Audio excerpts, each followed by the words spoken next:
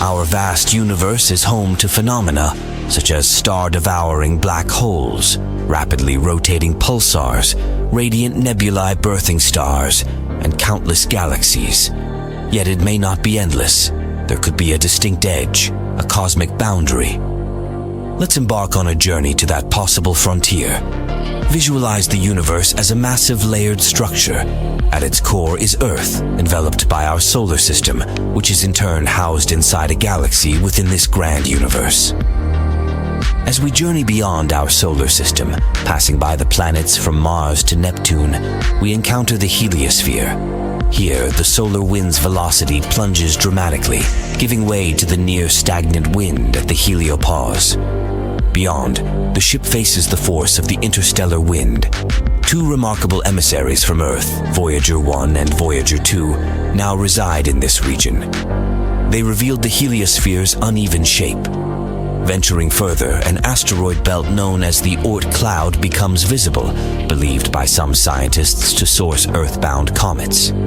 Beyond lies the expansive Milky Way, spanning around 106,000 light-years. Guiding our journey is a cosmic map, identifying our location in the Laniakea supercluster. However, there's more. At a greater scale, the Hydra Centaurus supercluster emerges. At the universe's maximum observable scale, a surprising revelation awaits, evidence suggesting a universe boundary. This edge, located an astounding 10 billion light-years away, is a testament to time and evolution. During such a lengthy voyage, our sun might wither or explode, and the Milky Way might merge with the Andromeda galaxy. Our endpoint is the Eridanus supervoid, a vast empty stretch spanning 1 billion light-years. This void might result from an unfathomable collision, our universe meeting another. This leads to a tantalizing notion of multiple universes, where every choice leads to alternate outcomes in parallel realities. Imagine our universe as a bubble. Eons ago, another bubble universe brushed against ours. Their gravitational interplay caused cosmic distortions. As they separated, a piece of our universe might have been taken, leading to the creation of the Eridanus supervoid. Eridanus supervoid covers a region of space about 1 billion light-years in size. This makes it one of the largest known voids in the universe.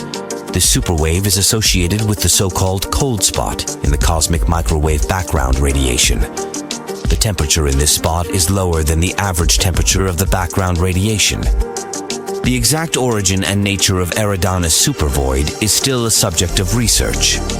This object provides scientists with a unique opportunity to study the structure and evolution of the universe on large scales.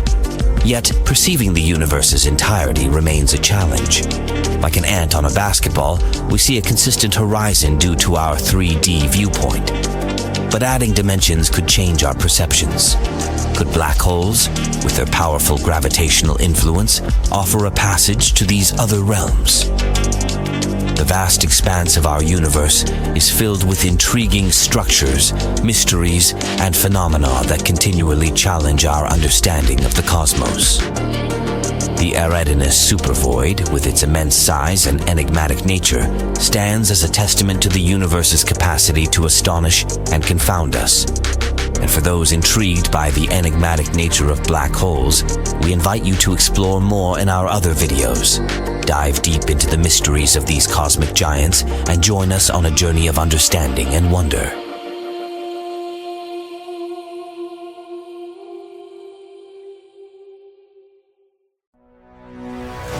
There are probably 36 other civilizations hanging out in the Milky Way, and over 170 billion galaxies, give or take, in the observable universe. Conditions for life are all over space. So, where is everybody? Nuclear physicist Enrico Fermi came up with this exact same question during a lunch break with his colleagues in 1950, leading to one of the most unsettling paradoxes in the universe.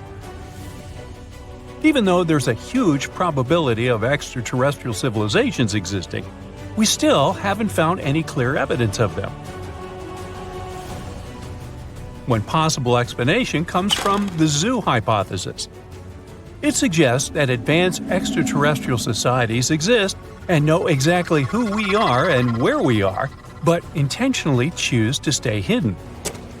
They're just observing human quirky behaviors, as if we're in some kind of a cosmic wildlife park.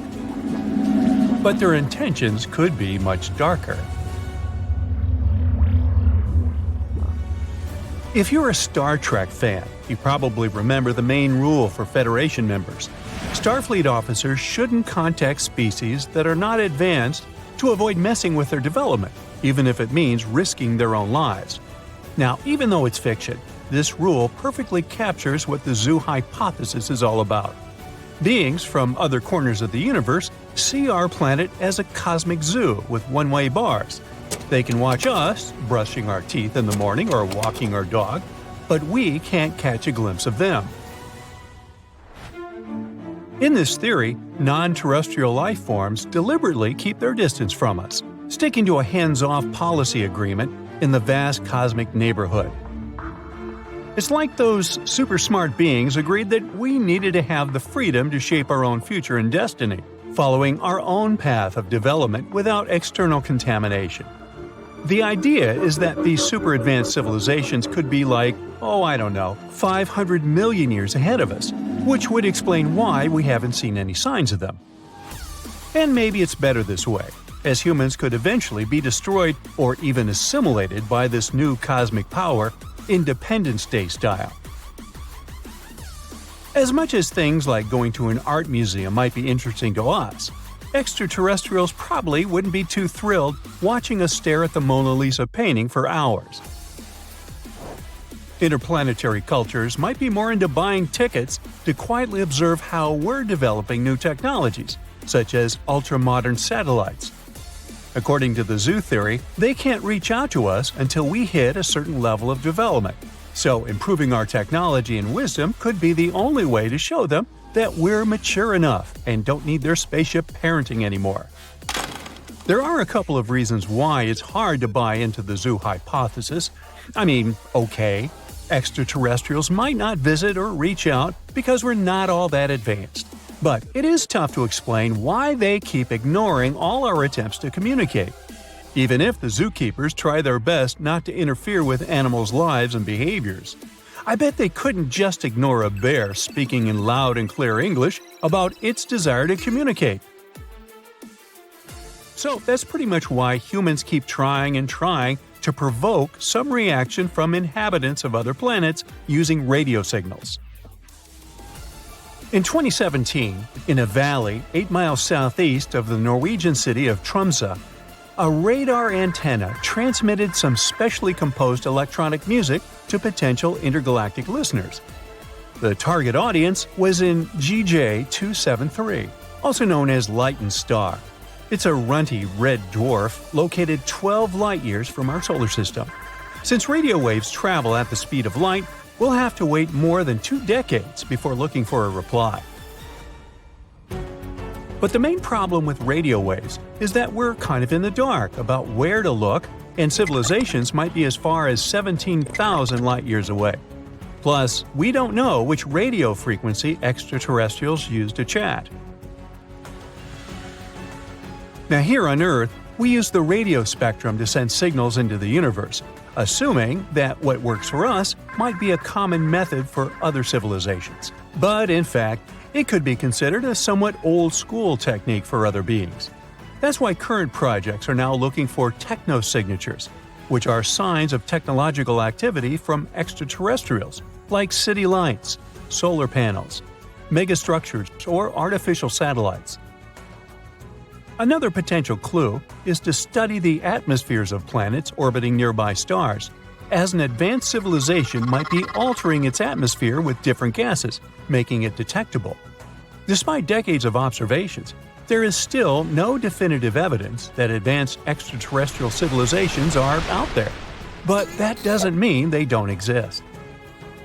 Even by expanding search fields, we're talking about odds much slimmer than hitting the jackpot, with a roughly 1 in 3 billion chance of finding an advanced civilization within a given distance from Earth. Maybe space creatures are responding to our communication attempts but in a way that we can't understand. The universe has been around for more than 13 billion years, while humans showed up just 200,000 years ago. And this is about 0.01% of the universe's age. It's like we're still learning to talk, while other super smart beings might be sending us messages that are all lost in translation. We keep waiting for a giant UFO to land on Earth and for green ETs with huge eyes to come out of it. But we forget that our intergalactic neighbors could be more interesting in building nanotechnologies to watch over us. They could also be trying to communicate using neutrinos, which are subatomic particles with an extremely small mass that could effortlessly pass through our planet without being detected by our current technological devices. Now, the zoo hypothesis has another issue. It is pretty tough to believe that, with all these civilizations supposedly hanging out in the universe, they would all decide not to reach out to humans. For this to happen, there would have to be a great sense of structure, with a higher intelligence working as the head of the universe, giving them direct orders and clear rules to keep us isolated. But we're talking about billions of possibilities for life, right? More civilizations mean that there are more chances of a violation of this no-contact rule. So, most likely, at least one independent planet would be just as desperate to find life in the universe as we are. Some scientists also believe that if such advanced life had substantially colonized Earth and many other planets, we would know it by now. The zoo hypothesis has two other variations that are even more frightening. In the laboratory hypothesis, nobody contacts us because humankind is actually being subjected to experiments, and Earth is essentially a giant science lab. Otherworldly creatures could be analyzing human responses to various survival challenges, such as tsunamis or massive earthquakes. In this case, the no-contact agreement between all other space groups would make a bit more sense, since it's in the name of scientific research for the greater good, at least for them. The planetarium hypothesis, proposed in 2001, suggests that we are living in an artificial universe, in some kind of virtual reality designed to give us the illusion that the universe is empty when it's not. But no possible generator could test this hypothesis. Besides the zoo, the laboratory, and the planetarium theories, there is another possible answer to the Fermi paradox. Nobody contacts us because humans are completely alone in the universe. This is known as the rare Earth hypothesis, and it emphasizes how Earth occupies an incredibly unique position. No other planet could bring life to the universe that could be more than just bacteria. We may consider ourselves pretty lucky, as even a small change in any of Earth's orbital parameters, like the distance from the Earth to the Sun or the rate of rotation, could make conditions too extreme for people or life in general. But again, it's hard to think that we are alone in this vast universe. So, we're back to the paradox. Where is everybody? Stop whatever you're doing for a moment and think about this. Where are we going? I don't only mean you or me. I mean our planet and the entire solar system. We've been traveling through space for eternity, but does this journey have any aim or destination? The solar system is moving at a speed of 450,000 miles per hour. Our beautiful blue Earth is snugly tucked inside it, and it seems that our region is quite calm and safe, not like some terrifying experiences our celestial neighbors go through. But where are we going? Just wandering around in a giant circle? Not really. Apparently, our galaxy, as well as several nearby galaxies, are being pulled toward a certain region of space. It's about 150 million light-years away. The worst thing is that we do not know what exactly it is. That's why we call it simply the Great Attractor. This bizarre area is, unfortunately, on the other side of the Milky Way. That's why we can't see it. This region of the sky is known as the Zone of Avoidance, and it's part of why the Great Attractor is so mysterious. This zone lies in the general direction of the center of our galaxy, and there's too much dust and gas there for us to see far in the visible spectrum. But astronomers can see enough to understand that our galaxy, as well as nearby galaxies, are all moving toward the Great Attractor. It means that something must be making things hurtle in that direction. Could it be a gargantuan black hole hidden in the darkness of the cosmos, pulling things toward it and munching on them? Or is it something even stranger and more dangerous? What we know for sure is that this something is immensely massive. For the first time, evidence of the existence of the Great Attractor was discovered in the 1970s. At that time, scientists didn't have the needed equipment to see through the zone of avoidance. That region blocks most of the visible light coming from beyond. But the good news is that this gas and light can't block all infrared and X-ray light. So when X-ray astronomy became more powerful, people got the opportunity to sneak a peek at objects dwelling in that region. It turned out there was a huge supercluster of galaxies in the region of the Great Attractor. It's now known as the Norma clusters. This enormous structure, consisting of thousands of galaxies, has a mass of around 1,000 trillion suns. So, the Norma cluster is massive, that's true, and local galaxies seem to be moving toward it. And still, it doesn't explain all the movements in that region. And now, I'll tell you something even more puzzling and spooky. The mass of the Great Attractor, whatever it is, isn't enough to account for the pull. If we take an even larger region of galaxies, it will become clear that both the Great Attractor and local galaxies are moving towards something even larger. This space behemoth is known as the Shapley Supercluster. It's made up of more than 8,000 galaxies and is as massive as 10 million billion suns or even more. This supercluster is the greatest galaxy cluster we know about within 1 billion light years. And everything in the universe, Earth, the solar system, even the Great Attractor, are moving toward it. But at the moment, astronomers are still trying to find more information about the Great Attractor. The Hubble Space Telescope is now focused on the region of space where it resides. The largest galaxy visible in the region of the Norma cluster is ESO 137002. It's a spiral galaxy with large clouds of dust across the galaxy's bulge. Unfortunately, Hubble, being an optical telescope, can't see a tail of glowing X-rays extending out of the galaxy.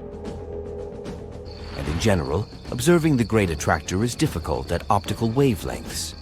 The plane of the Milky Way both outshines and obscures with dust many objects located behind it.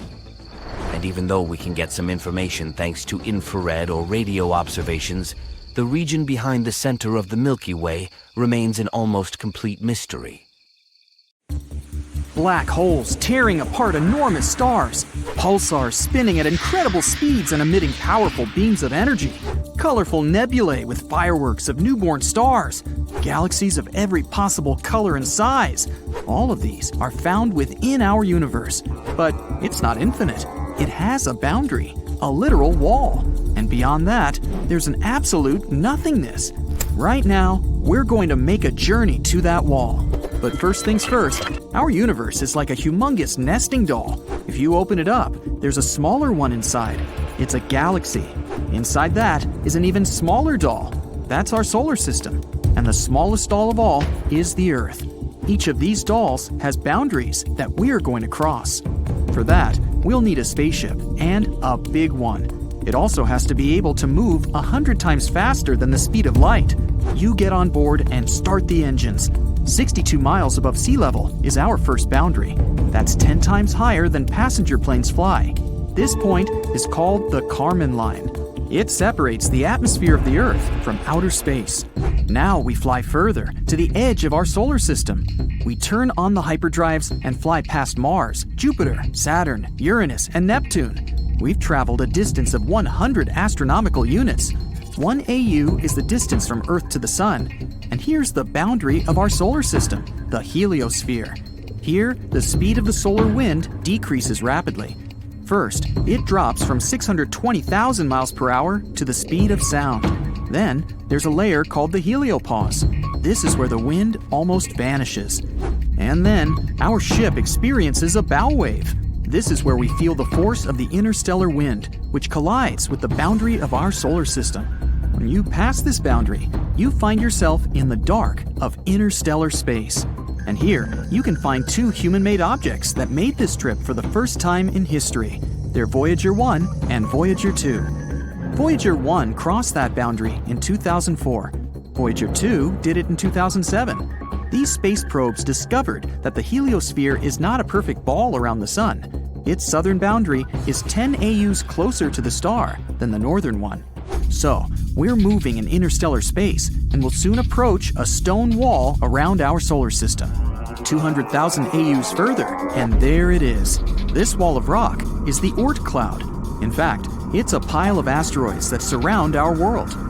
Scientists speculate that the Oort cloud could be the source of comets and meteorites that fall to Earth, but they're so sparse that we easily fly between them.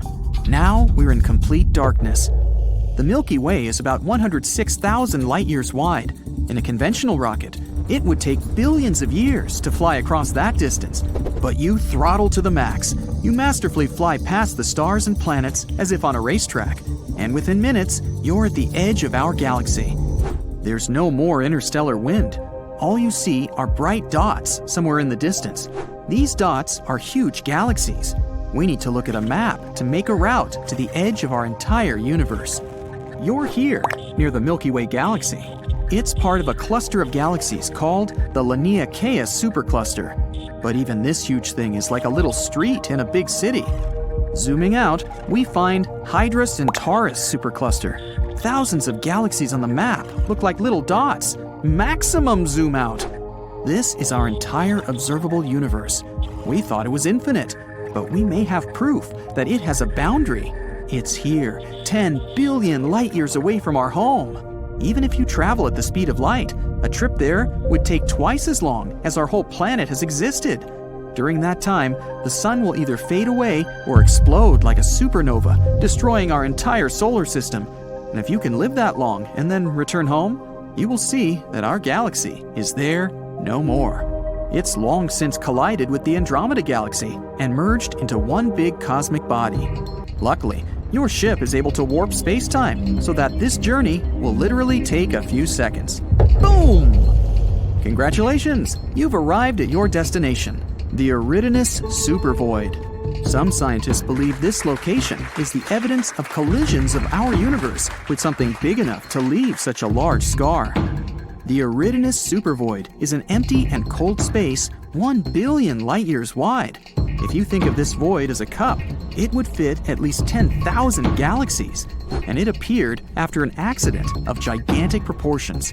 The object that crashed into our universe was another universe. Yes, other universes may actually exist. Imagine that our entire universe is a huge bubble that contains all the clusters of galaxies in the observable universe. There could be an infinite number of such bubbles. They could have been born during the Big Bang. These universes may be different from ours. They may have other galaxies and nebulae. But these bubbles could also be parallel universes. This means that if you chose cereal over oatmeal in the morning, in another universe, your twin would choose the oatmeal. Every choice you ever made in life had completely different consequences in a parallel universe. And because the number of choices are infinite, there's a whole infinity of parallel universes. So, like a regular bubble, our universe has a wall that is near the Eridanus supervoid. Long ago, another bubble flew past ours. As they approached each other, their gravitational fields began to interact. Our boundary wall began to deform and pull toward the other universe. The same thing happened on the other side. Then the walls of our universes came into contact. But as these bubbles moved, their connection began to break, and the other universe just ripped a huge chunk of ours. A cold void was formed at the point of collision, and that was the Eridanus supervoid. The problem is that the universe looks the same to the observer, regardless of point of view. For example, imagine a basketball hanging in the air.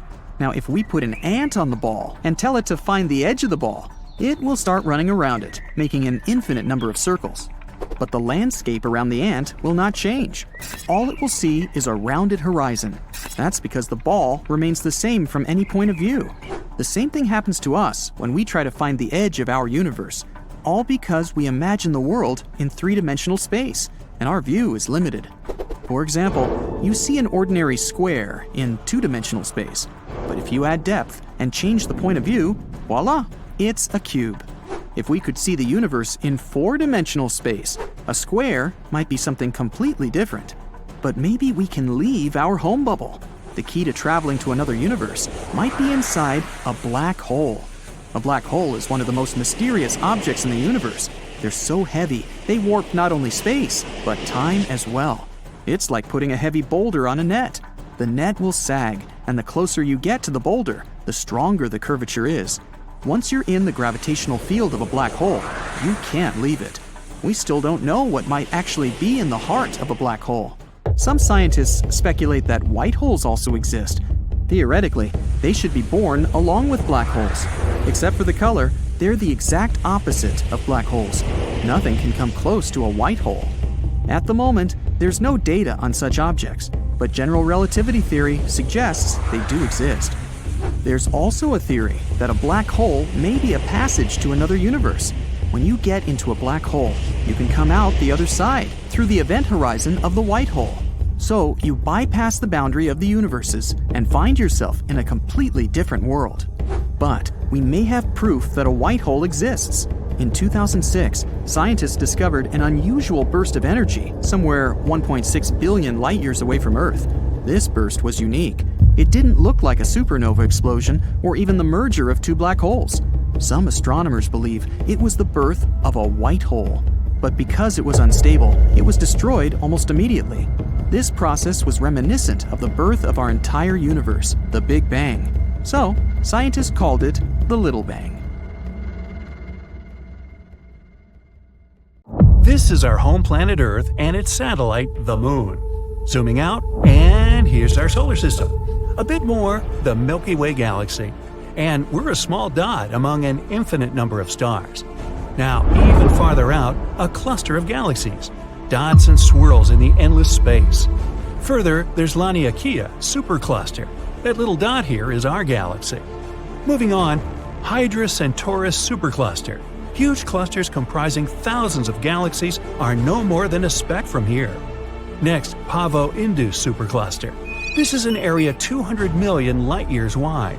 We can zoom out until we see the entire observable universe. Each little dot in here actually contains thousands of galaxies and quadrillion stars. Scientists speculate that our universe may look like a bubble, and that bubble might collide with another universe. Yes, other universes could exist. Actually, even a whole infinite number of those. All of them could have appeared after the Big Bang. The collision between them isn't impossible either. At least, it might have happened before. And the proof is here, in the direction of the constellation Uranus. This place is called Uranus Supervoid. It's about 1 billion light-years wide. By comparison, the width of our entire galaxy is only about 100,000 light-years. There's absolutely nothing in this place, and it may be a trace from an old collision between our universe and another. Scientists think they were passing by each other. When the distance between them was minimal, the gravitational forces of the bubbles began to pull toward each other, just like two drops of water trying to connect when they're close. But the speed of the universes was too high for them to continue interacting, so the other universe just tore out a piece of our bubble. There might have been about 10,000 galaxies in that void, and all of them were either destroyed or taken over by the other universe. Let's travel to the edge of our universe to see how this collision might have taken place. We're 10 billion light-years away from our home. Here, in another galaxy, we see amazing nebulae of different colors and shapes. And if you look in the other direction, there's a huge wall moving at us. All these bright sparks on it are enormous galaxies about to collide with us. But in fact, it's a humongous mirror that only reflects our universe. Here, space-time is distorted and begins to be pulled into another universe at a tremendous speed. The usual law of physics may simply stop working at this point. Gravity may disappear, and with it, all the stars would explode and people on the surface of planets would hang in weightlessness. But if the universes didn't go at a tangent but crashed directly into each other, things would be much scarier. The enormous amount of collision energy would probably cause an incredible explosion. Its force would simply destroy everything in our bubbles. Still, the two bubbles might begin to merge too.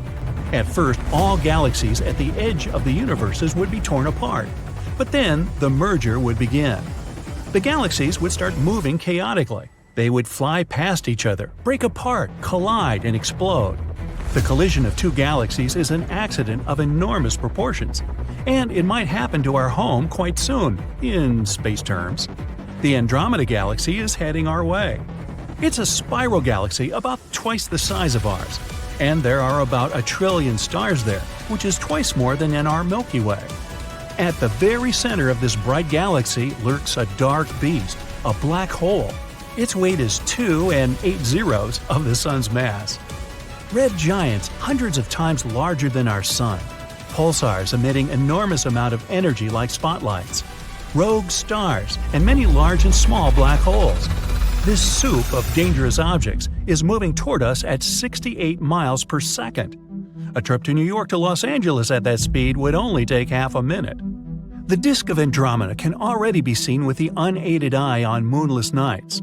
As time goes on, it'll get even bigger. As Andromeda gets closer to us, its gravitational force will begin to stretch the arms of our spiral galaxy. It'll begin to unwind. The stars and planets will lose their orbits. One possible scenario is that an unknown asteroid, or even a dwarf planet from the Andromeda galaxy, will crash into the Earth at an incredible speed. Our planet will explode just like a balloon from this impact. Oh, goody. Another option involves stellar collisions. Our Sun would face another star. The bigger star will slowly begin to consume the smaller one. First, it will steal the light upper layers from it, and then it will eat it just like spaghetti. Or even like rigatoni. When a large star reaches its critical weight, it will burst. This explosion will destroy everything around it, including our solar system. Perhaps the shockwave will even reach other neighboring stars. Yet another scenario is that our solar system will be thrown into dark space. Imagine a tennis ball tied to a rope. You take the rope and spin the ball over your head like a sling. Then you let go of the rope and send the ball flying. This is what will happen to the Sun and all the planets around it. We'll find ourselves in dark and cold space. But life on Earth will not be affected. We'll still have our bright star to keep us warm. The only disadvantage is that all the stars in our night sky will disappear. And the most likely possibility is that the merger of two giant galaxies will have no effect on us at all. The thing is, the distance between stars and planets in space is enormous, so they can all just mix together and form one giant cloud. It would be like shoveling fine sand through a big sieve. The objects won't interact with each other. But the most interesting thing will happen to the black holes in the centers of our galaxies. Right now, there's a dense cluster of stardust and stars around them. As Andromeda and the Milky Way come closer together, they will begin to dance with each other. Gee, will it be the twist or the foxtrot? And when the black holes get close together, they'll begin to swallow all matter around one another. Billions of tons of colored stardust, asteroids, and star particles will fly toward the very center of either black hole. It might seem like this process happens very slowly, but it's an illusion. Super heavy objects like black holes warp the space-time grid, so time is much slower near black holes. And all objects that seemingly stay on the event horizon for weeks or even months are actually long gone. When the black holes finally come together, they merge into one supergiant black hole, but its mass is slightly less than the combined mass of the two dark monsters. Some of their weight is transformed into collision energy. This energy is released so strongly that its waves can be felt in other galaxies. Now, a huge black hole gathers all this dense and hot core of the two galaxies around itself. At some point, the black hole feels full and throws out powerful jets of energy into space. This is called an active galactic nucleus. It's one of the brightest phenomena in the universe and the most powerful source of electromagnetic radiation ever known. These jets may be more than 5,000 light-years long. By comparison, the distance from Earth to the nearest star, Proxima Centauri, is only 4.2 light-years. And the explosion that accompanies the jets has the power of 100 supernova explosions. Wow, blows my mind. The blast wave from this event could even reach the edges of a new galaxy. and this outburst would be visible from millions of light-years away. Now, there are dense clouds of multicolored dust at the center of merged galaxies. The weight of these clouds is so great that they begin to shrink and take on a round shape. Gradually, they become so heavy that they compress the core and nuclear reactions start inside them. The temperature begins to rise and soon, boom, there's a supernova. It's a veritable fireworks show at the center of the galaxies. Stars erupt from the fog and form new hot worlds. At this point, the arms of the two galaxies that were previously pulled out slowly return to their former shape. The super-heavy center of our galaxy has such a gravitational force that it affects stars and nebula hundreds of thousands of light-years away. The galaxy's arms twist again, and we see the new and finished galaxy, the Milkomeda, or Milkdromeda. Hey, how about the Milky Way? Blah blah blah. Well, that's hard to say. According to the theory of panspermia, life could have been brought to Earth by a meteorite, comet, or asteroid from a different region of space. At the moment, this idea remains purely theoretical.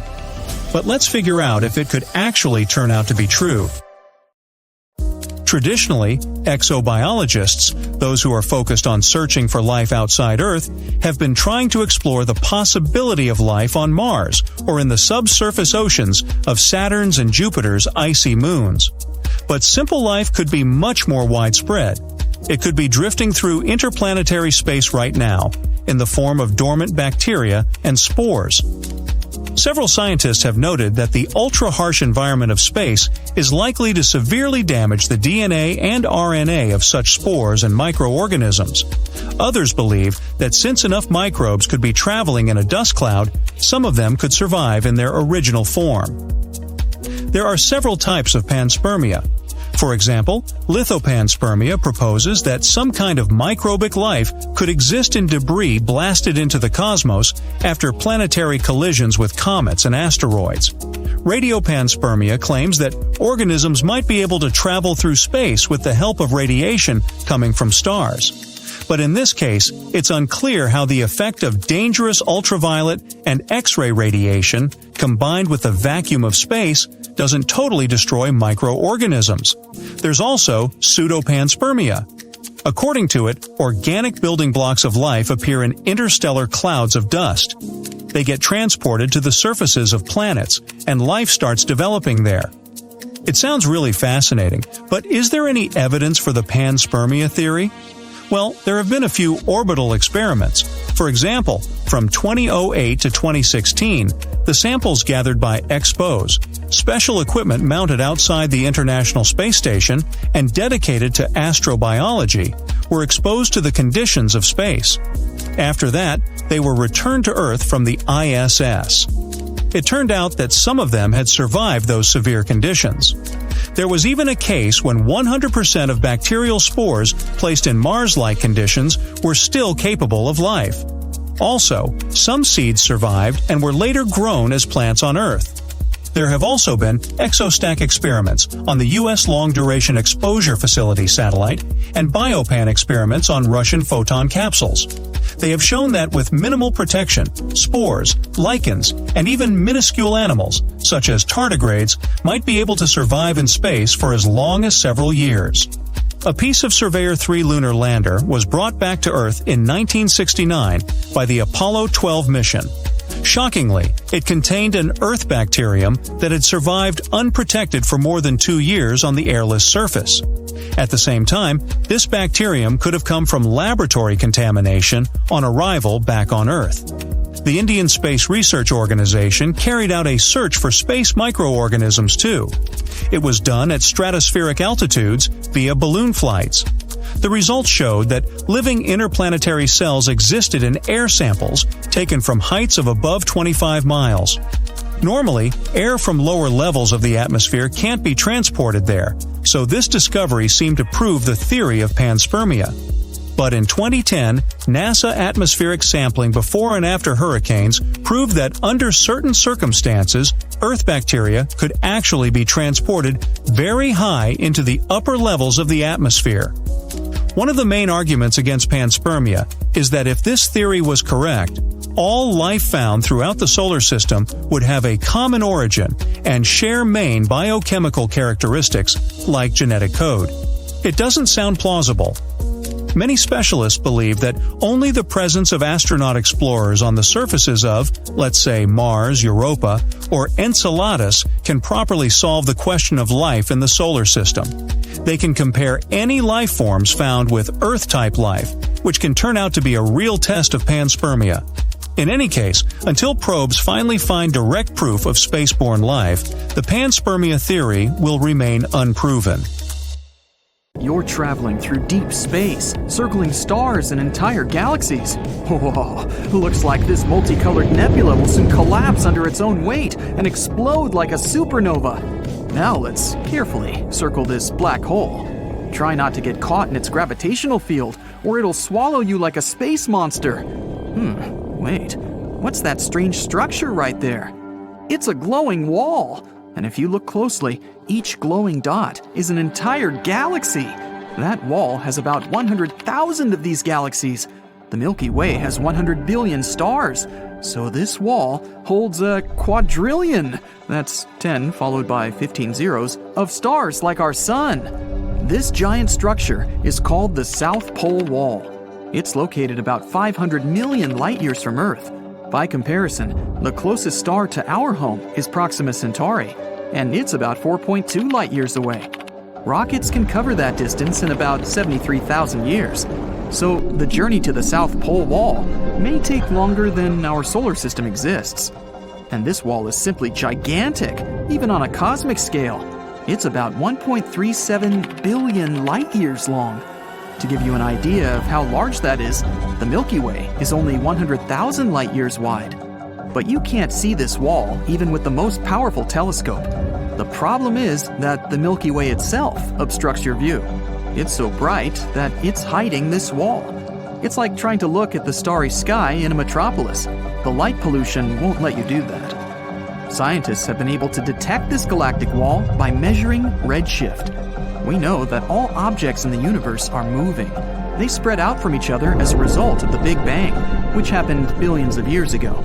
And when galaxies move, their light waves change slightly. By measuring this change, we can understand what the object is and how it moves. And this wall isn't even the largest in our universe. This is the Hercules Corona Borealis Great Wall. It's a giant flat superstructure about 10 billion light-years wide. That's around 10% of the entire observable universe. And it's also a wall. That is, a cluster of galaxies. We were able to detect this giant structure by gamma-ray bursts. It's the brightest electromagnetic event in the universe. You could even see it in the far reaches of our universe. Such bursts are a very rare event. In the Milky Way, for example, it happens once every few million years. If we notice many such bursts in a short time from the same place, it means that there are many objects like the Milky Way in that place. So, there are a lot of galaxies out there. Another unusual giant structure in the universe is the Huge Large Quasar Group. It's about 4 billion light-years across. So it takes a photon of light almost as long as our planet has existed just to get from one side of the structure to the other. And if you put the Huge Large Quasar Group on the scale, it would be 6.1 billion times heavier than our sun. Scientists have found that there are at least 73 quasars in that structure. These are some of the most unusual objects in the universe. They are the active cores of galaxies. At the center of a quasar is a supermassive black hole. This giant eats up the matter around it. A wild force of gravity twists the matter around the black hole, forming a disk. And this disk is the source of the strongest radiation out there. By comparison, the radiation from a single quasar is tens or hundreds of times stronger than that of all the stars in our galaxy put together. Because of such strong radiation, we can detect quasars, even at very long distances. That's why they're also called beacons of the universe. Scientists use quasars to study the universe and the movement within it. One of the most distant quasars from us is about 13.1 billion light-years away. This makes it one of the oldest objects in the universe. It appeared about 690 million years after the Big Bang, and it's almost 3 times older than our solar system. It's still glowing with extreme brightness, about 4 and 14 zeros times brighter than the Sun. Scientists explain that at the center of the giant is a supermassive black hole, 800 million times heavier than the Sun. All these giant structures are just building blocks of our universe.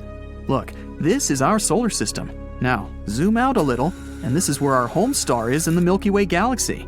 Zoom out again. Here's a local group of galaxies. All the bright spots here are galaxies. Here's Andromeda, and here's the Triangulum galaxy, plus a few dozen other slightly smaller galaxies. They're all gravitationally connected. The size of this structure is about 10 million light years. That's 100 times the width of our galaxy. Zoom out, please. This one is the Virgo supercluster. It's 20 times larger than the local group. There are about 30,000 different galaxies, and the mass of the whole thing is about 1 in 15 zeros solar masses. Zoom out again. Laniakea. This structure is almost 3 times larger. It includes the Virgo supercluster and other smaller clusters. And there are about 100,000 galaxies here. It's not over yet. Zoom out one more time. Here's the Pisces-Cetus supercluster complex.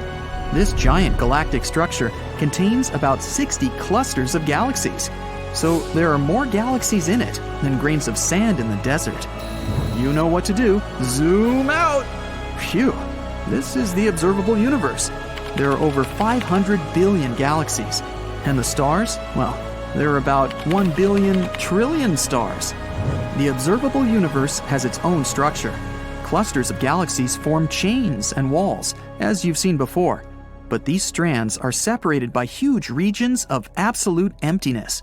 These areas are called voids. In these places, there is no matter at all. There are fewer molecules in the voids than in an empty room. One of these voids has a very mystical reputation. It's the Eridanus supervoid, or the cold spot. It appeared here only 380,000 years after the Big Bang. It's almost 1 billion light-years wide and could hold hundreds or thousands of galaxies with trillions of stars.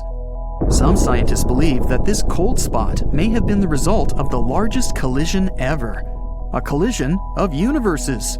There's a theory that our universe is some kind of bubble, a huge sphere that contains all these walls and chains of galaxies. Now imagine that there's an infinite number of these bubbles. They could be parallel worlds or different universes. Many years ago, one bubble came close to the bubble of our universe. Their walls touched, and the two universes connected for a while. It's like 2 drops of water coming together. But that universe kept moving. The area where the bubbles joined became thinner and thinner until that connection broke, and the 2 bubbles detached from each other. At this point, the second universe ripped some of the material out of our bubble. All those galaxies that used to fill the Eridanus supervoid ended up in a parallel universe.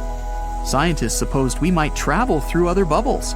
Flying to the supposed wall of our universe would take forever, and then it would take even longer to fly through interuniversal space. So we have to use portals, or wormholes. Here's how it works. Imagine a piece of paper with point A on one side and point B on the other. Instead of moving all the way across the sheet of paper, we just fold the sheet so that point A is right above point B. All that's left to do is make a small hole, and the journey takes only moments. Some scientists believe that such shortcuts through universes lie inside black holes. But how do you survive falling into a black hole? You just have to pick one that's big enough. It's all about gravity. Imagine you're falling into a black hole right now. The closer you get to it, the stronger effect it has on you. It intensifies with every inch. At one point, the gravitational force that affects your head is much stronger than the one that affects your feet. Then you turn into spaghetti. Yum. But if you choose a supermassive black hole, like the ones at the centers of galaxies, the gravitational force in them increases gradually. They can be millions of times heavier than the sun and much bigger. But the gravitational force on your head and your feet will be almost equal, and you will still feel comfortable. Who knows? Maybe if you manage to survive a fall into such a massive black hole, you'd find yourself in a completely different universe where different laws of physics apply. But so far, this is just a theory. The universe is believed to have started around 14 billion years ago with a Big Bang. And and as far as we know, it hasn't stopped expanding since then. But if it's so, the universe must have started somewhere, right? And there has to be the center of the universe somewhere out there. Well, experts claim there's no center of the universe. Neither is there any center of the expansion. It's the same everywhere. You see, it's wrong to imagine the Big Bang as an ordinary explosion. And the universe does not expand from the center outward. Instead, as far as we know, the universe is expanding equally in all places.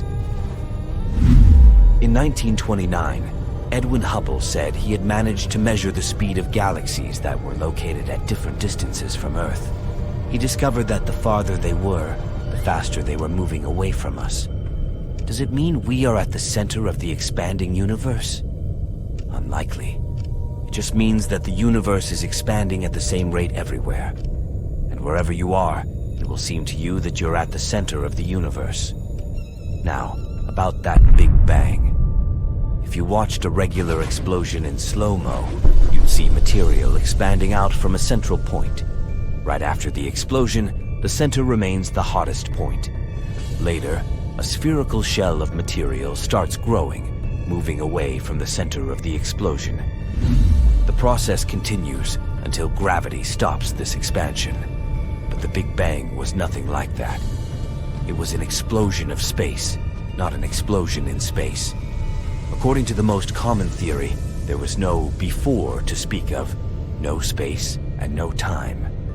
It means that the Big Bang was very different from anything we're used to and doesn't have any central point.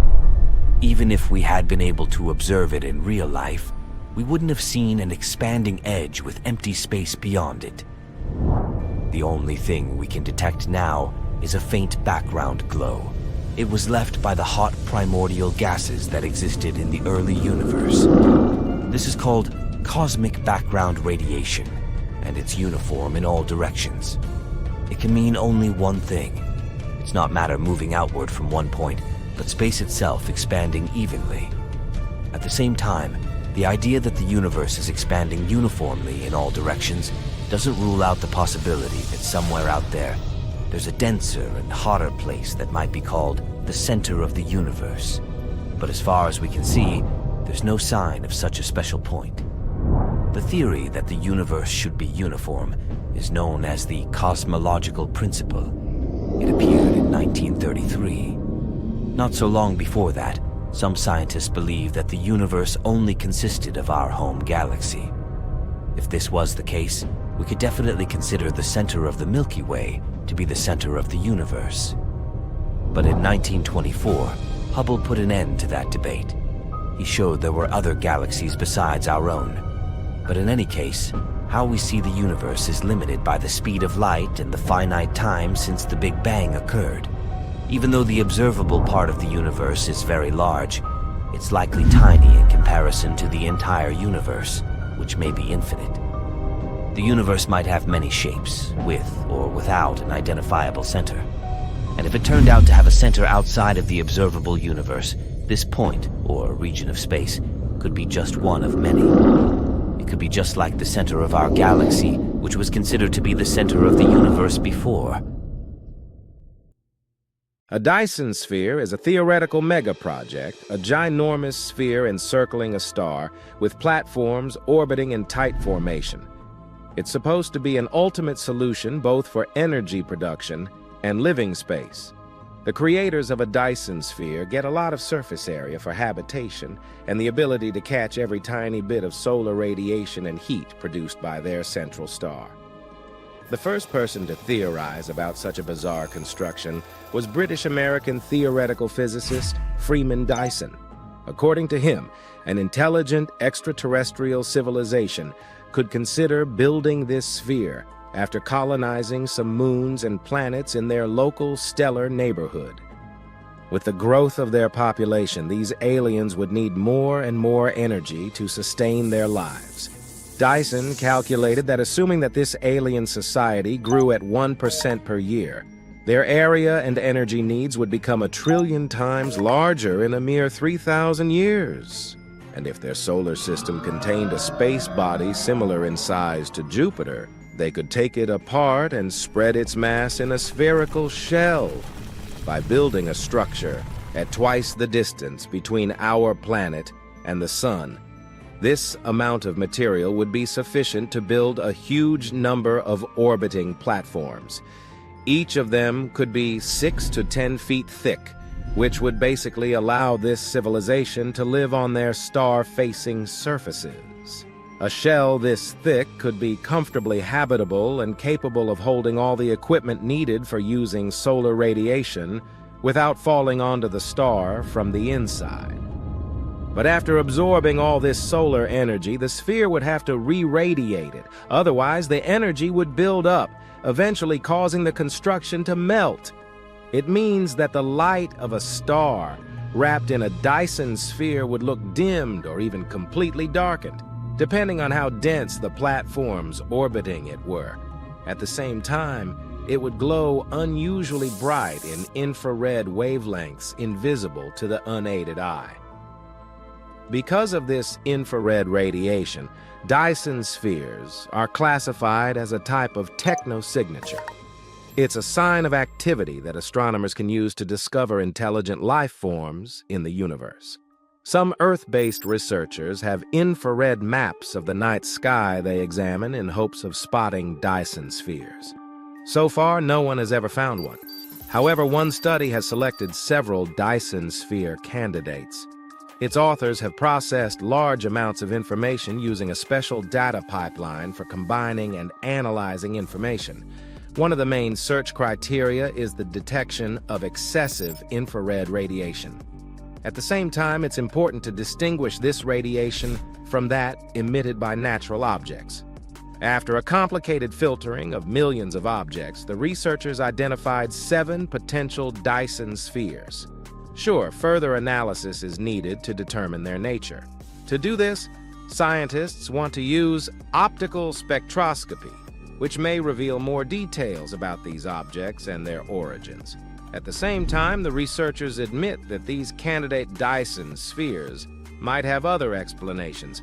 For example, they could be debris disks or protoplanetary disks of young stars. Only more research can show whether we can find traces of other civilizations among star systems. For now, it's still an open question.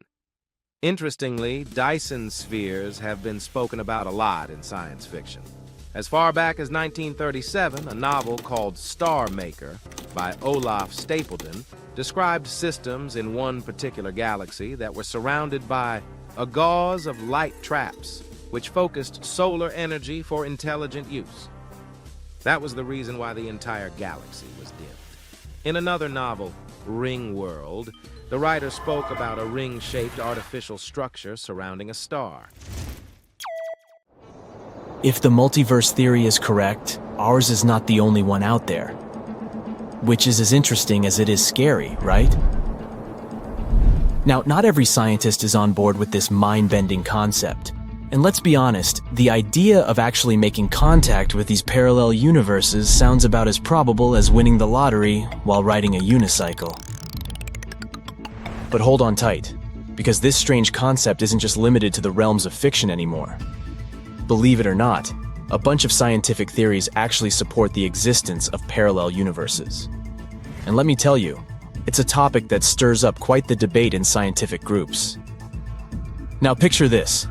The universe we live in is mind-numbingly vast. We're talking billions, some say even trillions of galaxies swirling around, each packed with an almost uncountable number of stars. Some brainiacs studying the universe's shape suggest that its diameter could span a staggering 7 billion light-years. Others even argue that it might be infinite. Could there be more out there than meets the eye? Well, real scientific theories are exploring the possibility of universes existing alongside, beyond, or even mirroring our own.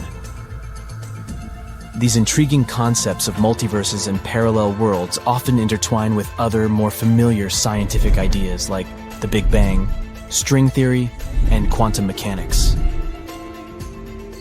In order for us to figure out what's out there, we have to rely on the information we're a bit more confident in, right?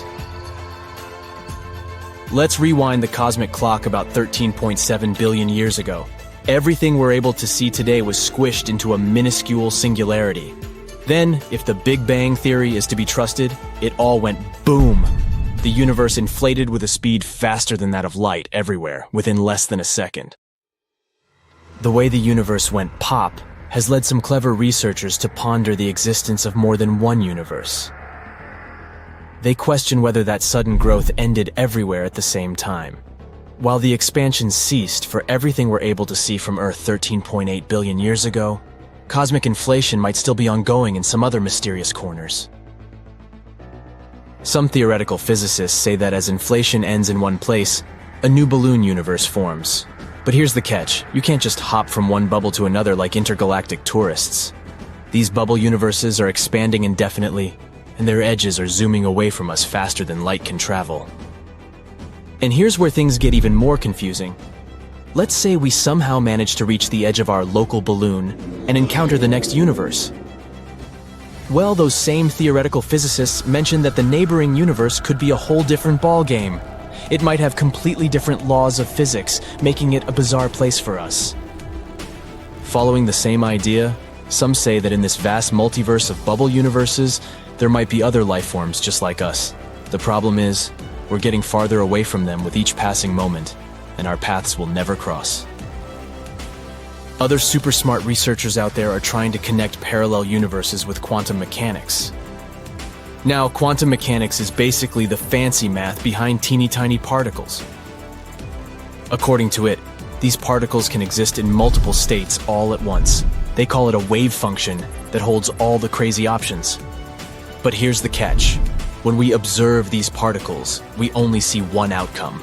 It's like the universe keeps playing hide and seek with us. Now, there's this theory called the many worlds theory that says whenever we observe one outcome, another universe pops up where a different outcome becomes real. It's like our universe acts as a giant tree, constantly branching into countless versions of itself. These alternate universes can't mingle, though, so you wouldn't even know if there are a bunch of other yous living slightly or totally different lives. This many worlds theory is pretty bold and a bit hard to prove or disprove. And that's not great for science because scientists love to test and experiment with their ideas. But if there's infinite space out there, why wouldn't there be infinite universes too? Try to imagine the universe as this giant cosmic playground. Some specialists believe that if it's indeed never-ending, then there's only a limited number of ways that its building blocks can arrange themselves. Eventually, they have to repeat certain patterns. If this is true, then it may be possible that somewhere out there, there might be another version of you living the exact same life, even down to what you had for brunch yesterday. Did we ever have any proof of these supposed parallel universes? Well, some say we did. Have you heard the tale of the mysterious man from Torred? It's the story of a man that ended up at a Japanese airport saying he was from a totally unknown country called Torred. Now, some folks think it's proof of time travel, while others believe it's evidence he came from a different universe altogether. As much as you'd like to believe the story to be factual, the tricky part is this Torred place. There's a reason you haven't heard of it. There's no Torred to be found, whether in the present day or back in the 1950s when this supposed incident happened. After the airport incident, the man just vanished into thin air a day after arriving in Japan. Poof, gone forever. Let's rewind to that fateful day in July 1954 when the man from Torred supposedly landed in Tokyo. Descriptions paint him as a bearded, French-speaking man. Nothing too outlandish so far, right? Depending on who's telling the story, things start to diverge a bit. In one version, when the man hands over his passport to get stamped, the Japanese officer's eyes bulge out. While the passport looked legit, the country listed as Torred isn't recognized by anyone, including the officer and other officials. Naturally, they take our Torred visitor away for a little Q&A session. In another version, the man straight up tells the officer he's from Torred and shows him the passport when he doesn't buy it. Our man from Torred then started trying to convince the officers that his homeland is the real deal. According to him, Torred sat snugly between France and Spain and would have been around for about 1,000 years. To prove his point, he even points to the area on a map that matches the Principality of Andorra. Obviously, things took a mysterious turn. The officers decided to hold the man in custody, suspecting he might be up to no good. They put him up in a nearby hotel for the night, but not without stationing 2 people outside his room to keep an eye on things. Can you guess what happens next? Drumroll, please. When the officers showed up the next morning, ready to continue their investigation, the man had vanished without a trace. No sign of escape, and to make matters even more puzzling, all his personal documents have magically vanished too. What if the man from Torred was a time traveler or an intergalactic adventurer? Some have even delved into the realms of science fiction to explain this bizarre event, and you won't believe the number of people on the internet who've latched onto it as evidence for alternate realities. One of the weirdest ideas suggests that the man accidentally stumbled into a parallel dimension and ended up at the Japanese airport. In that parallel universe, there's an Earth just like ours, but instead of Andorra, they call it Torred over there. Another idea floating around was that the man was a time traveler from the future. Sorry to break it to you, but the most reasonable explanation for the whole story of the man from Torred is that someone's imagination went wild. Since there are many versions of the same story, it's probable people just kept adding outrageous details to the case, to make it more sensational. The whole story simply snowballed into an urban legend, and there's little to no reason to believe we've once seen a time traveler or intergalactic hitchhiker right here on Earth. Even though it may seem that science has reached the level where there are no more mysteries left, it's not exactly true. And no modern physicist would dare to assume that our knowledge of the universe is near completion. What are scientists still wondering about? Let's figure it out. For one thing, dark energy keeps puzzling researchers even today, because the universe doesn't seem to add up. Even though gravity is pulling space-time, the very fabric of the cosmos, inward, the universe keeps expanding outward, and this process is speeding up. That's how the concept of dark matter was born. It's believed to be some invisible agent that counteracts gravity by pushing space-time apart. It goes like this. The universe expands, and more space appears out there, and with it, more dark energy. According to astronomers, this invisible energy must make up more than 70% of the universe. But no one knows how or where to look for it. Then there's dark matter. You see, around 84% of matter in the universe doesn't emit or absorb light. Scientists call this stuff, which can neither be seen directly nor detected by indirect means, dark matter. Its existence is inferred from the effects it has on visible matter, radiation, and the very structure of the universe. There are a few special detectors on the lookout for weakly interacting massive particles, of which dark matter might be composed. But so far, nothing has been found. One of the most recent studies claims that dark matter might produce long, fine-grained streams radiating out from Earth like hairs and streaming throughout the universe. But it hasn't been proven yet. Then, there's the question of antimatter. It's the oppositely charged and oppositely spinning twin of good old matter. The intrigue here is why there is more matter than antimatter in our universe. It would be logical to assume that the universe would want to treat matter and antimatter equally. Thus, at the moment of the Big Bang, equal amounts of matter and antimatter should have been produced, right? Not really. If it had happened, there would have been a moment of total annihilation. Protons would have canceled antiprotons, electrons, anti-electrons, and so on. It would leave behind a lifeless, matterless expanse of space. Luckily, for some mysterious reason, when the universe was created, there was some excess matter. It didn't get annihilated. And that's how everything started. But there's still no accepted explanation for this. Then, we've got particle physics questions. They account for many unsolved problems. Sonaoluminescence is one of them. Let me explain. Let's say you take some water and hit it with sound waves.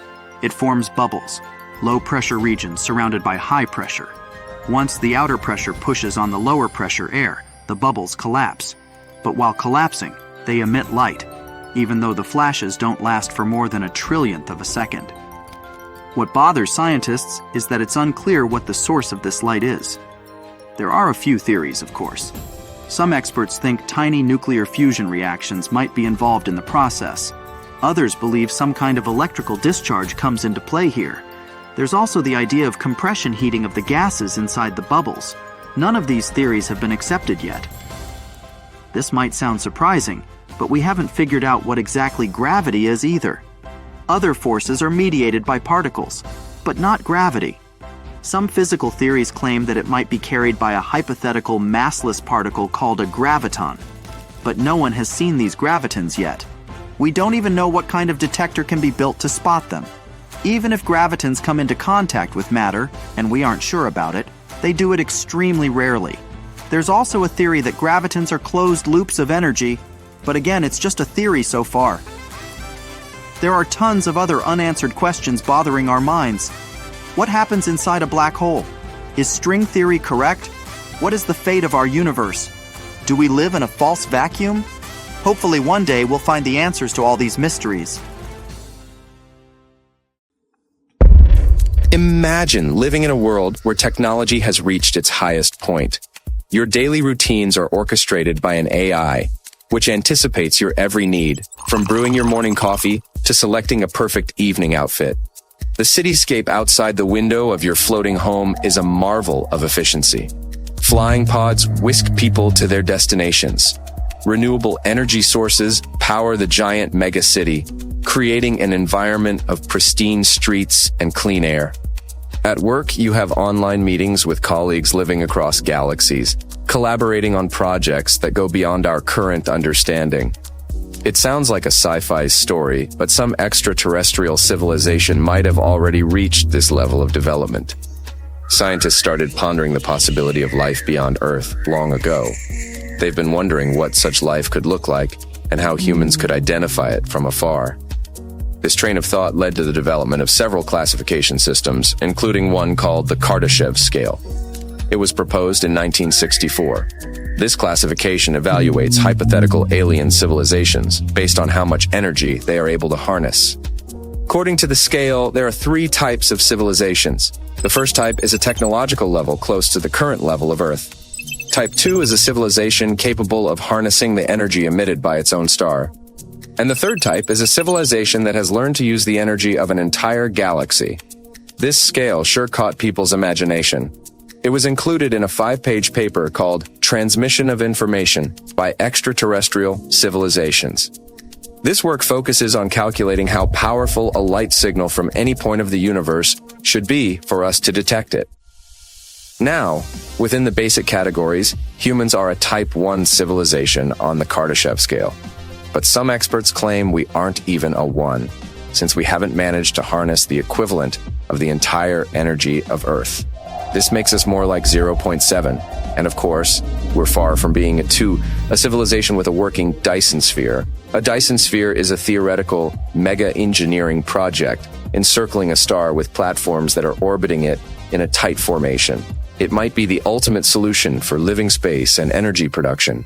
With its help, the creators of this ginormous construction could have loads of surface area for living and the ability to capture every tiny bit of solar radiation produced by their main star. As for a Type 3 civilization, it extracts fusion and exotic energy, information, and raw materials directly from their galaxy. This civilization is capable of space travel via wormholes, intergalactic communication via subspace, and galaxy-scale influence. They have supreme access to energy and are spread all over the universe. After millions of years of evolution, a Type 3 civilization may actually be AI superintelligences. Androids, cyborgs, and humans may be considered subspecies in such a highly advanced galactic society. In the most hopeful scenario, humans would have found a way to coexist with their AI masters. Or there might be no humans in that world whatsoever. This civilization might have already ascended into beings of pure energy, capable of controlling and directing machines to carry out all kinds of work. Now, back to the Kardashev scale. Even though it focuses only on technosignatures, it acknowledges biosignatures too, suggesting that each search should inform the other. The discovery of the simplest organism, for example, on one of Saturn's moons, could increase the probability that many Type 2 civilizations exist in our galaxy. At the moment, SETI is the main player in the field of looking for extraterrestrial civilizations. It's a combined effort of enthusiast scientists who focus on receiving and analyzing signals from space in the radio and visible light regions of the electromagnetic spectrum. It's looking for non-random patterns that have been likely sent deliberately by technologically advanced beings. The first modern SETI search was Project OMA in 1960. It used a radio telescope in Green Bank, Virginia. SETI uses targeted searches concentrating on groups of nearby sun-like stars. We still can't find the source of the mysterious signal we've been receiving since 2018. We receive it every 22 minutes, and nothing can explain this. Some scientists even believe it could be coming from another civilization we haven't met yet.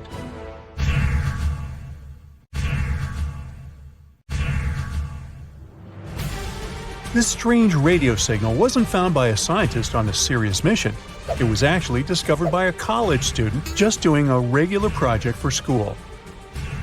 Tyrone O'Doherty, an undergrad student at Curtin University in Australia, was sifting through old data of the southern sky. He was looking for any weird blinking radio signals. He finally stumbled upon one from 2018 that seemed to shoot radio waves towards Earth like a lighthouse beam. Excited about his find, Tyrone shared it with his mentor, radio astronomer Natasha Hurley-Walker. She dove into researching this signal, hoping for a breakthrough. But despite checking different frequency data, they hit a dead end. But then, Natasha spotted a pattern. The signal repeated every 18 minutes. This was huge. But just as they were gearing up to study it further, poof! The signal vanished after only 3 months, leaving them with nothing. Not giving up, Natasha and her team scanned the skies again, desperate for a clue. Months passed, but nothing turned up. They were ready to give up, and then suddenly, a new signal popped up. This one kept blinking for 5 minutes, then it disappeared. And then it came back exactly 22 minutes later. The main question was if that signal was related to an 18-minute one.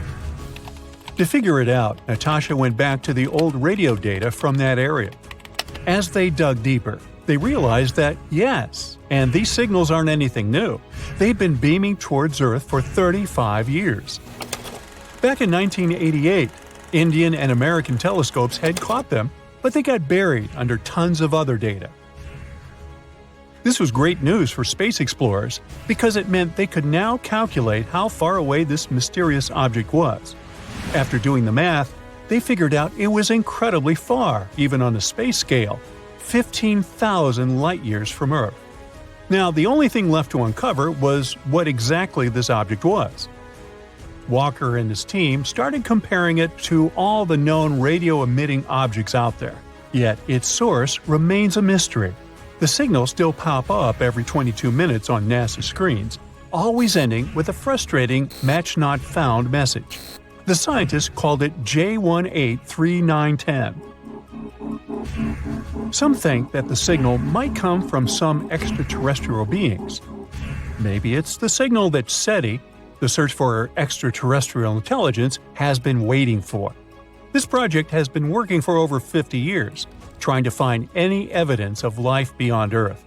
They also scan the skies for radio waves, laser pulses, and other mysterious signals. So maybe it's a way for extraterrestrial folk to communicate their location.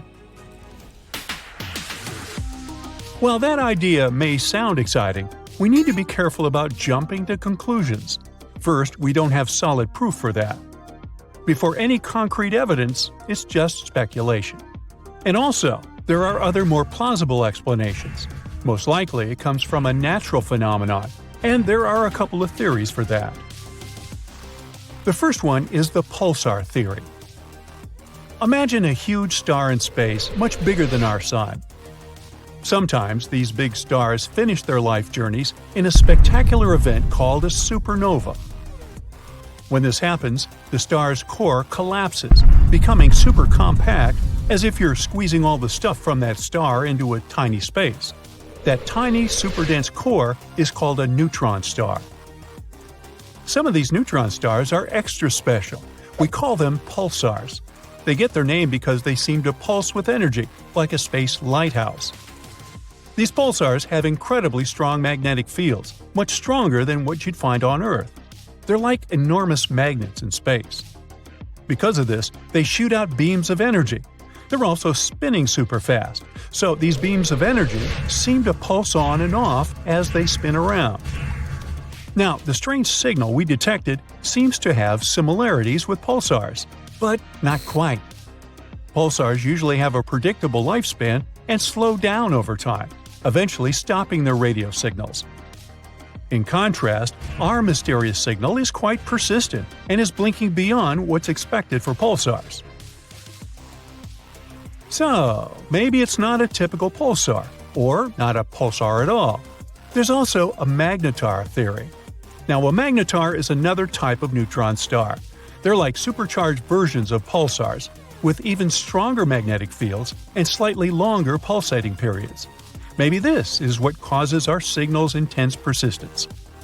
However, when we plotted the data, we also realized the signal didn't match the magnetar's vibes either.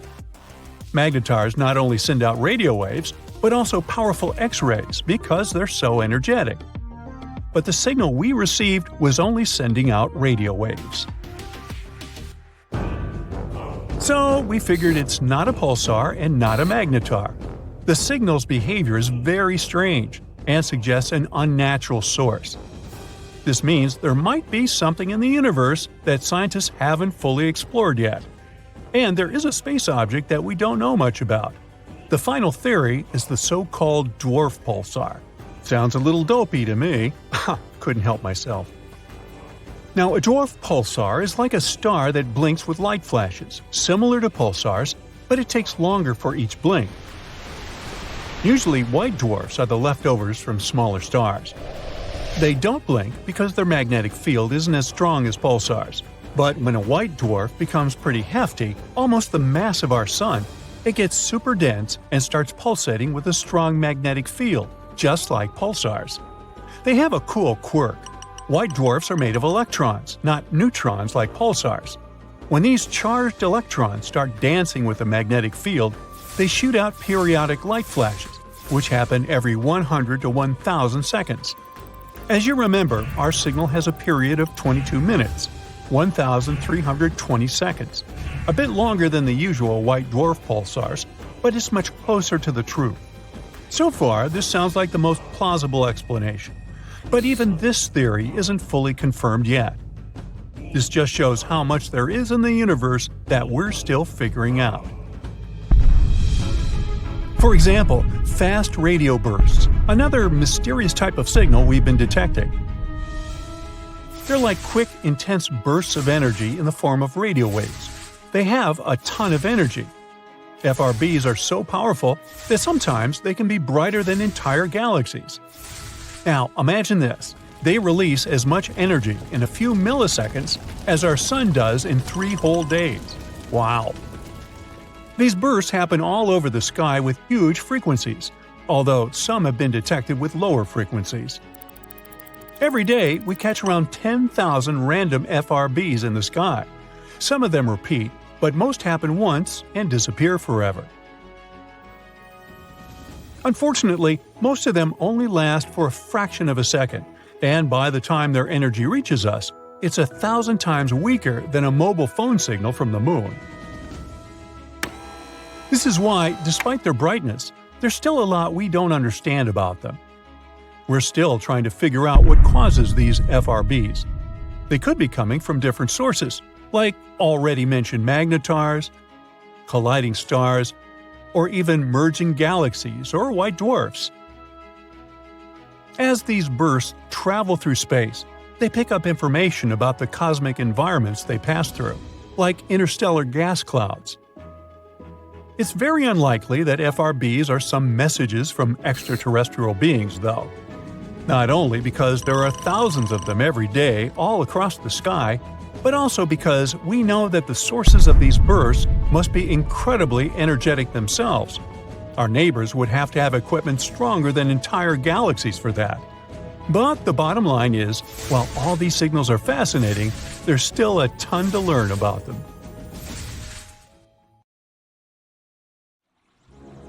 How about going deep, deep into the past? To the times before humans existed, before the infamous asteroid hit Earth, wiping off 3/4 of life forms on the planet, even before the sun ignited or galaxies appeared in the darkness of the cosmos. So, before light could even shine, there was the Big Bang. It happened 13.8 billion years ago. But what was before that? Some scientists are sure that there was no before. Time started ticking as soon as the Big Bang occurred. We're unlikely to ever figure out what reality was like before that, if any. This is beyond human understanding, but there are those who disagree.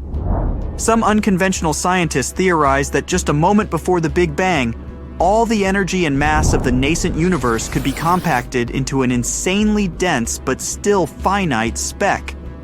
Let's imagine it as a seed of a new universe. And this seed, a chunk of essential material, compressed and hidden in a protective shell, was created nowhere else but inside a black hole. Black holes spin incredibly fast, probably close to the speed of light. Such a spin can give the tightly compacted seed a ginormous amount of torsion. So the seed isn't just tiny and extra heavy, it's also compressed and twisted, which means that it can suddenly unspring with a big bang. Now, let's say you add up the energy and mass of all the particles the visible universe contains. And then you try to figure out the answer to the following question. How big could the event horizon of a black hole with the same mass be? The event horizon is the point of no return. Once you cross this invisible line, there's no way back, even for light. But let's get back to our question. Shockingly, such an event horizon would be very close in size to the actual horizon of the observable universe. There's also this idea that became well known thanks to Stephen Hawking. According to it, every time a black hole appears in our universe, it probably gives rise to a baby universe. But you would only be able to visit such a universe if you crossed the event horizon and plunged inside the black hole. And as you know, once you did it, you wouldn't be able to return. In other words, right now, we might be living in a baby universe. But if some outsider is observing us at the moment, our world looks to them like a regular black hole. So in short, there could be a very old mother universe that forged a seed inside a black hole. This seed had its big bounce all those billions of years ago, and as a result, our universe came into existence. But even though since then it has kept growing and expanding, we might still be hidden behind the event horizon of our home black hole. There's also another idea. According to string theory, there's a multiverse of universes. Imagine our universe as a soap bubble. This bubble keeps expanding, and we live on its surface. String theory claims that our bubble isn't unique. There might be other bubbles out there, and all these bubbles move around, collide, sprout, or bud baby bubbles. In short, live their life. If we follow this theory, we might suppose that black holes are one-way doors between universes. And if you accidentally tumbled down the black hole in our home Milky Way galaxy, you'd end up in another universe. Or rather, not you, but what's left of you after falling through the insane weirdness of the black hole. In this case, this second universe wouldn't be inside ours. It would exist separately, and the black hole would merely be the link connecting them, like a shared route between two aspen trees. Whatever the truth, the danger is still there, lurking in the shadows. What if the black hole we live in decides to collapse? What if it pulls us deeper inside? Or if our world is just a bubble among trillions of other bubbles? What if it bursts one day?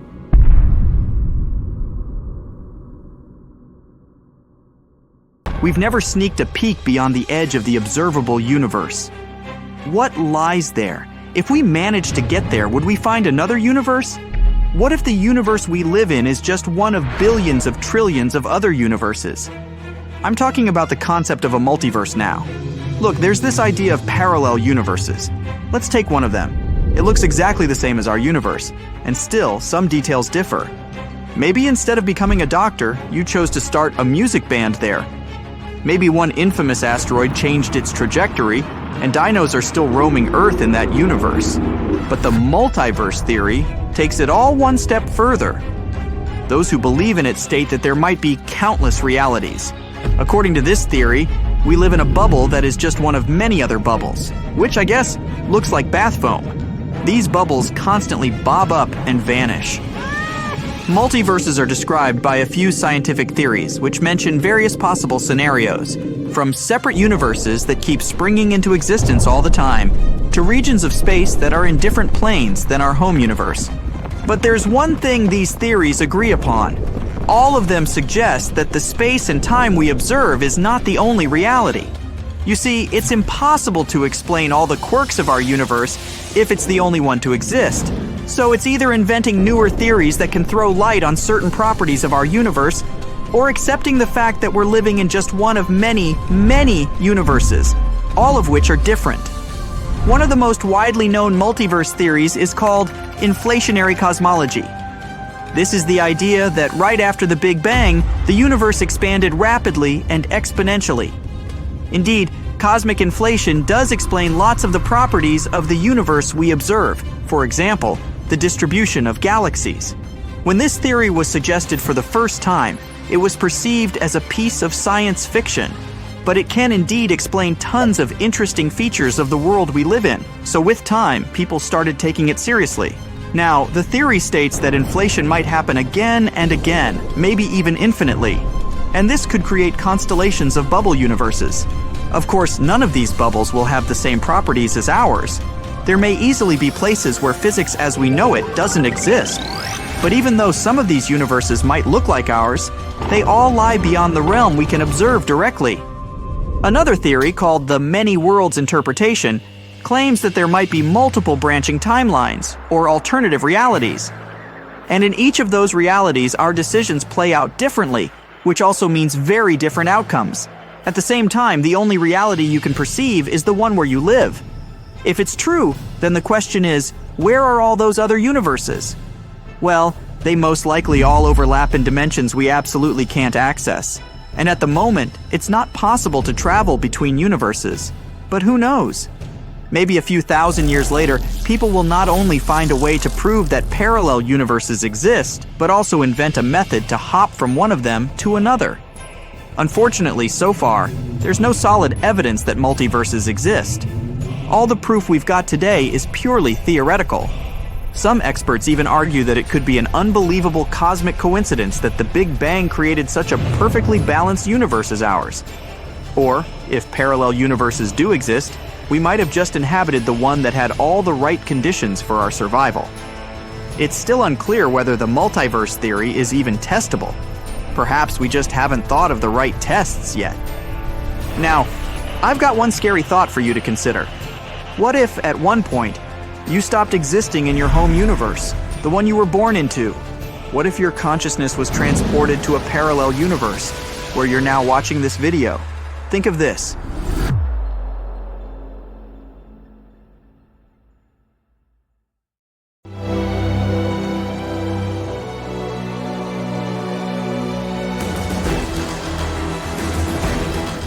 Dozens of spacecraft and hundreds of probes take off from Earth and head for our planet's twin sister, Venus. It's about the same size as the Earth and has around 80% of our planet's mass.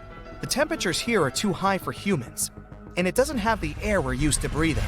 But we went there because scientists recently found traces of phosphine gas, which suggests that life might be there. Phosphine comes from various microbes and bacteria, so humanity goes on this journey to discover this life. With our technology, a flight to Venus would take 3.5 to 6.5 months, but we finally made it. Spaceships are landing on the planet, and when the first humans come to the surface, they see heat-scorched deserts, lava lakes, and geysers of poisonous acid. And that's it. Scientists miscalculated the radio telescope data. Phosphine never existed on Venus. So we're going back to the rockets, and we're getting ready for a longer trip across our galaxy. The scientists believe that there's at least 36 civilizations in the Milky Way that are similar to ours. They could be living organisms completely different from us. They may have different bodies, different eyes.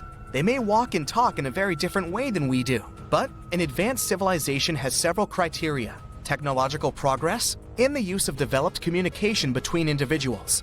So, these civilizations must explore space, build cities, and be able to communicate with each other as independent species. Let's look at our galaxy and find these civilized worlds. So, the Milky Way is a spiral of 100,000 light years from side to side. If a star is born at one end of it in a super powerful blast, the light from that event won't even reach the other end until 100,000 years later. There's about 100 billion stars, and near each of them, there may be worlds similar to our solar system. Let's try to find these habitable worlds using giant sieves. First, we look for stars that have a lot of iron. Such stars burn at the perfect temperature for the development of life. And the iron in the star system will help form the cores of planets that will be home to another civilization. We sift the Milky Way through our sieve. We see that there are too many stars that fit the description, so we need another filter. Now let's find stars that look like the Sun in this pile. The star must be about 100 times larger than the Earth and 333,000 times heavier. An important criterion is the age of the star. When a star gets old, it begins to expand and turns into a red giant. At this time, it can absorb the planets around it. The life of such a star can end with a huge blast that destroys everything around it. So the star we're looking for must be relatively young. Let's use our sieve again. There's fewer stars, but still that's a lot. Now let's focus on the planets. They should be in the habitable zone of the star. Not too close to a star because then the temperature would be too high for life to be born. And not too far away. Then the planet would just be an ice block with nothing living on it. The temperature of the planet must allow the water to remain liquid. Another filter is the age of the candidate planet. It takes time for an advanced civilization to develop. Based on the experience of Earth, scientists believe that it takes at least 4.5 billion years for any life form to evolve to the human level. So we're looking for planets similar to Earth or older. We use our sieve one last time, and voila! We have 36 worlds where an advanced civilization is possible. Scientists conducted this study and published it in April 2020, based on these very criteria. All that's left is to discover these civilizations and make the first contact. We can detect such a civilization by using radio waves that come from it. Suppose there's a planet A with primitive living organisms on it. Millions of years of evolution, and they'll become a civilization with advanced technology. Radio waves will be the way they communicate. Then the whole planet will emit radio waves like a star emits light. And here on Earth, we'll be able to pick up this signal with antennas pointed into space. But there's a problem with the distance between the planets. For example, planet A is 1,000 light-years away from the Earth. When planet A starts emitting radio waves, these signals won't reach us until 10 centuries later. We learned to emit and receive radio waves in 1895. And if the civilization on planet A emitted a radio signal at the same time, we won't be able to pick up that signal until 2895. It'll be the same on planet A. We sent a message in the form of a radio signal into space in 1974. In this signal, we encoded our number system, human DNA, and information about our solar system. If there's an advanced civilization on planet A, they'll be able to receive this signal only in 2974, and we'd have to wait another millennium to get a response from them. Another problem with radio waves is that they don't look like a constant glow on the planet, but like a flare. Radio waves are only used at a certain stage of civilization. At first, it's the primary method of communication, but then we begin to use cell phones, cable TV, and fiber optics. And as technology advances further, our radio wave light begins to fade out. So we only have about 100 years of active radio use by civilization to find it. One day we caught a strange radio signal of an unknown origin. Its characteristics suggested that the signal was created artificially, perhaps by an outer space civilization or a passing starship. Further searches for this signal given no results, and this gave rise to many theories and arguments as to what it really was. It could have been a signal from Earth that reflected off a satellite flying through the sky, or it could have been the traces of a comet a few light years away. But let's assume it was a civilization from outer space, one of those 36 that probably exist. Now we need to make contact with them. So we throw our luggage into a rocket and head out in the direction of our suspected planet. Our rockets can fly at 17,600 miles per hour. That means a rocket could cross the entire United States in just 8 minutes. But even if an advanced civilization lived near our closest star, Proxima Centauri, it would take us about 73,000 years to get there. Even at the speed of light, it would take 4.2 years. So we need to solve the problem of space travel. Our scientists plan to reach about a quarter of the speed of light with a laser. A powerful laser beam from Earth will push a microscopic probe in the right direction. This probe could reach our destination in about 17 years. And in another 4 years, when the signal from it reaches Earth, we'll know if there's an advanced civilization. Another possibility for faster-than-light travel is the warp bubble spacecraft. The spacecraft would have to compress space in front of it and stretch it behind its tail. Then we'll be able to reach any point in the universe in literally a few seconds. but such travel remains a fantasy for us. Perhaps we can get to different corners of the universe through wormholes. They're shortcuts similar to tunnels, but there's one problem. These wormholes might be inside black holes. They're the most mysterious objects in the universe. They're so heavy that even light can't escape their trap. Our spaceships wouldn't stand the tension either.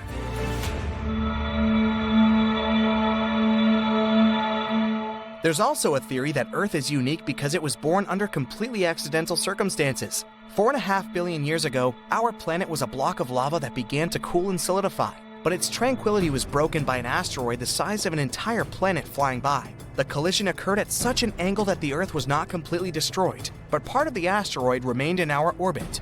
A heavy rock near our planet stabilized Earth's rotation, and the gravitational interaction with the giant debris caused our core to heat up. In addition, the asteroid brought a lot of water to Earth. Such a collision is extremely unlikely. It's like winning the lottery, many times in a row. But so far, we have no reason to believe life in outer space exists. Just as we have no reason to believe that there's no advanced civilizations in the universe, except for ours. You're driving to your sister's house when all of a sudden the sky changes. The cool weather becomes scorching hot in a matter of minutes. People who were going for casual autumn strolls have now taken off their jackets and are sweating. People who were planning on going for a weekend ski trip have canceled their plans at the last minute to head to the beach. It was sunset, but the sky has become as bright as day. You fish out your sunglasses and continue driving. Nothing seems normal, but people don't seem to care. You put on the radio and hear everyone panicking about the sun. Nothing is cohesive. They're jumbling up their words and saying a gazillion things at the same time. You take out your phone and see what's happening on social media, and it's all the same thing. Nothing is comprehensible. It's just people talking about how the sun is getting closer to the earth. Footsteps are clacking along a quiet hallway. A man dressed in a sharp suit is making his way to one of the most important meetings of his life. Adam walks through the meeting room while everyone is waiting to hear what he has to say. As the head astrophysicist, it's Adam's responsibility to figure out what is happening and not let the public know what's going on. Otherwise, the whole world will succumb to panic and mass hysteria, which won't be good. He takes a seat at the head of the table while everyone waits for what he has to say. The room is tense and no one is saying a word. He takes off his glasses and places them on the table. Everyone is watching his every move. He takes a few files out of his folder and starts reading. His voice can command a room. My fellow colleagues, I'm afraid the worst has fallen on us. After countless hours of consistent observation and analysis, we have discovered that a piece of the sun has abandoned its orbit and it's making its way toward us. We still don't know which part of the sun, but we know that once it strikes us, we may not have an Earth to call home any longer. The tension in the room is palpable.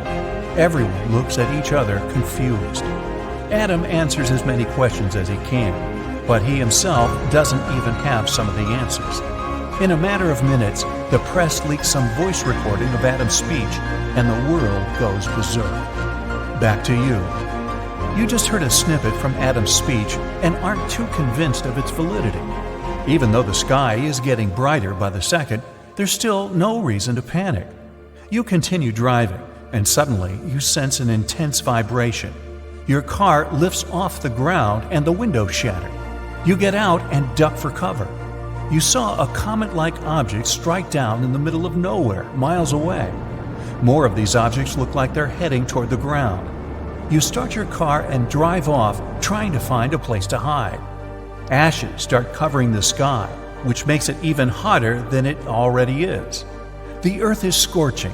Meanwhile, traffic is piling up for people who want to escape but don't have any real place to hide.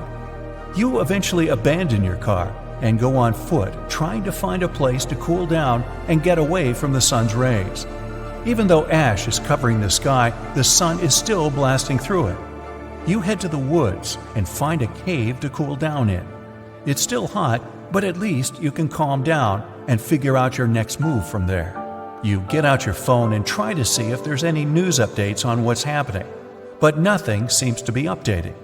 You keep refreshing it, but nothing works. Suddenly, you hear some people getting closer, and they order you to step outside of the cave. Adam is with the top scientists in the world trying to figure out a solution. Everyone is presenting him with solutions, but in the end, none of them are achievable. They've spent hours in the office, but with each passing minute, the sun is getting stronger and the sky is getting brighter. It feels like nothing can be done until Adam has an aha moment. He calls for everyone's attention and asks for the extra people who are not contributing to leave the room. He mentions that they need to launch a rocket into space that can divert the large mass heading toward the Earth before it breaches the atmosphere.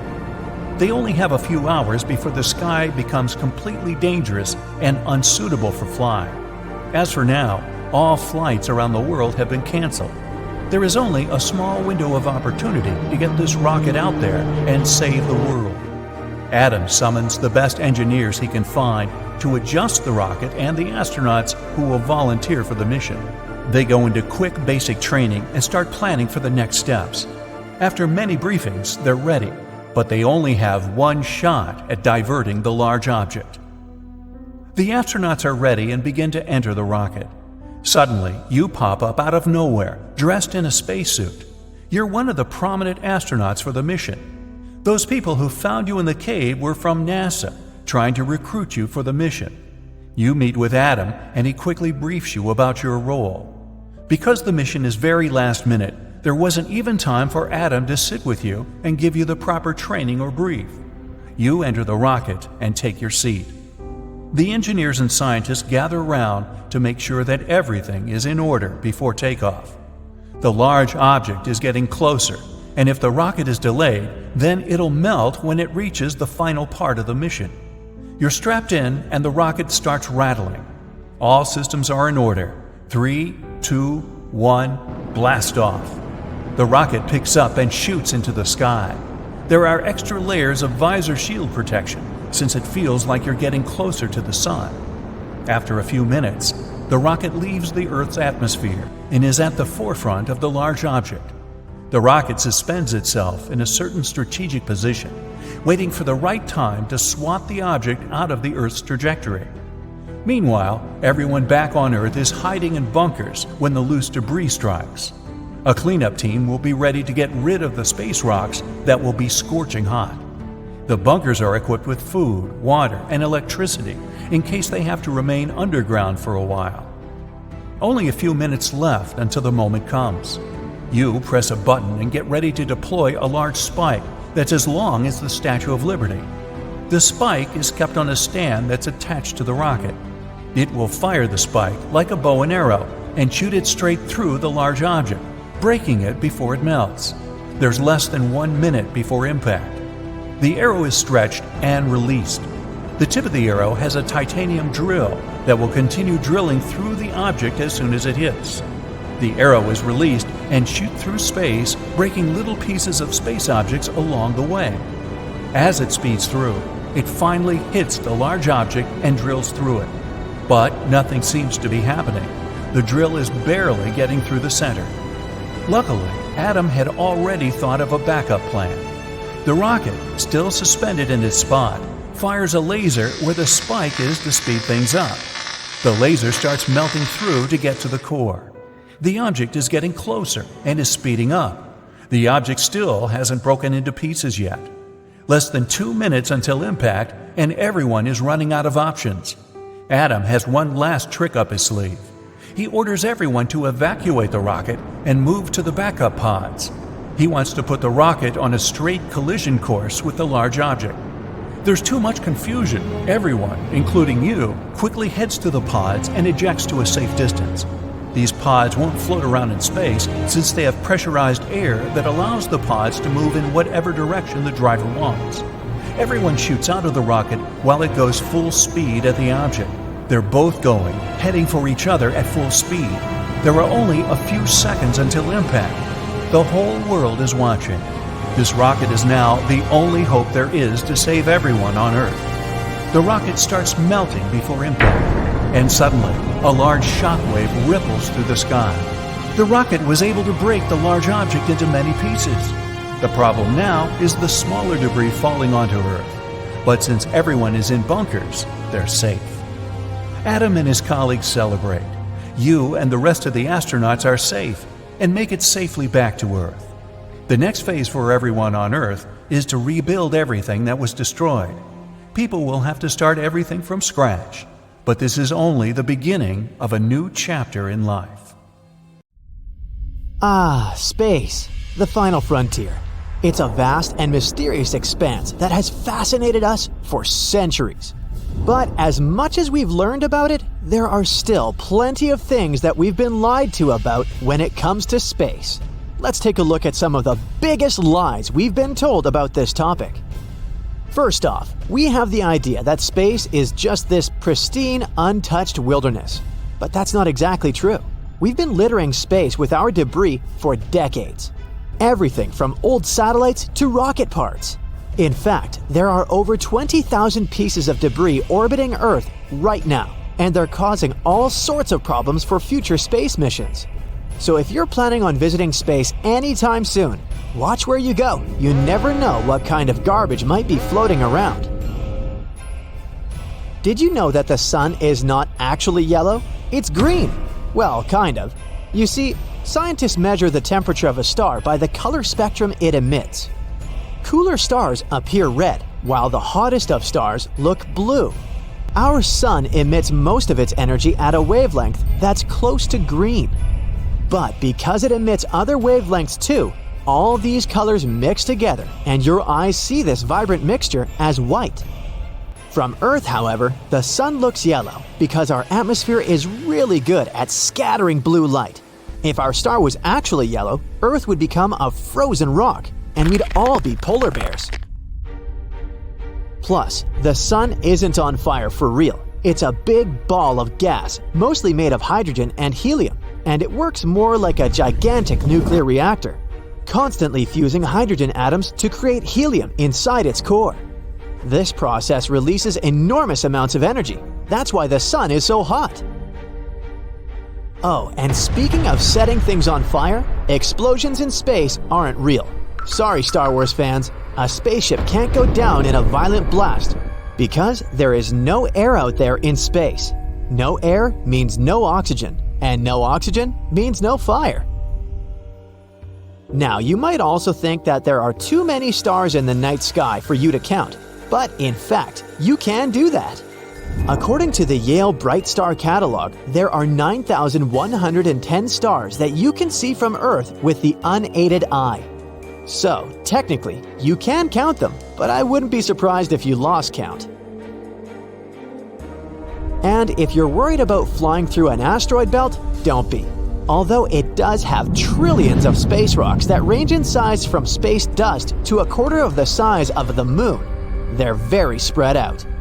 The asteroid belt between Mars and Jupiter is 140 million miles across, which is 1.5 times the distance between Earth and the Sun. This spreads space rocks thousands of miles apart, making it almost impossible for a spacecraft to collide with one. You'll instantly freeze in space without a suit. Nope, you won't turn into a popsicle right away. It's gonna take a bit longer than that because heat and cold don't really move very quickly in the vacuum of space. But unfortunately for you, there's a bigger problem at hand. You won't be able to breathe. After just 15 seconds, your brain won't be getting enough oxygen from your blood, and you'll pass out. And then after just 2 minutes, it's curtains for the rest of your organs. So, in short, if you find yourself playing astronaut without a spacesuit, it's game over pretty quickly. Did you know that space doesn't have any temperature at all? That's because the temperature is defined by the speed at which particles move and the amount of energy they have. In the true vacuum of space, there are no particles to move around, making it temperatureless. Of course, some parts of space are really hot, like areas around stars. But the further away you get from stars, the more spread out particles are, making those areas of space pretty chilly. Number 9 is our planet's shape. No, it's not flat, but it's not a perfect sphere either. Yeah, it bulges at the equator because of our planet's wild spin. It's like Earth is doing its own little dance. And because of this bulging, launching spaceships from the equator is much easier than from the poles. Now, when it comes to sound in space, it's a bit of a tricky situation. You might think that no one can hear you scream, but that's not entirely accurate. The thing is, sound needs something to travel through, like air or water. In space, things are super spread out, so all those epic space battles and galactic explosions would be completely silent. Yet there are some places in space with enough particles for sound to travel through. For example, you can hear the black hole at the center of the Perseus galaxy cluster. Another myth is about zero gravity. That's not a thing.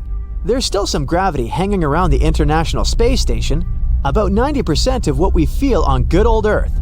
But astronauts get to float around because they're basically free-falling around the planet. And let's be real, Hollywood's version of space travel is not factual. Sure, orbits are a thing, but different altitudes mean different speeds. So moving from one orbit to another isn't exactly a walk in the park. You can't just push yourself in the right direction and hope for the best. You gotta take those orbital velocities into account. This reminded me of the 2013 movie Gravity and how Sandra Bullock tried to survive in space. Hollywood sure added some fuel to these myths. Yet again, who can blame them? Back in 1976, NASA's Viking 1 spacecraft snapped a photo of a curious rock formation on Mars that looked suspiciously like a face. Some folks out there claimed that it must have been proof of extraterrestrial life on the red planet, but NASA had a different take. According to the space agency, the face was nothing more than a bunch of rocks piled up in such a way that the shadows they cast created an illusion of facial features. It turns out it was just a regular hill that got a little too much credit for being photogenic. The solar system stays in place. Lie!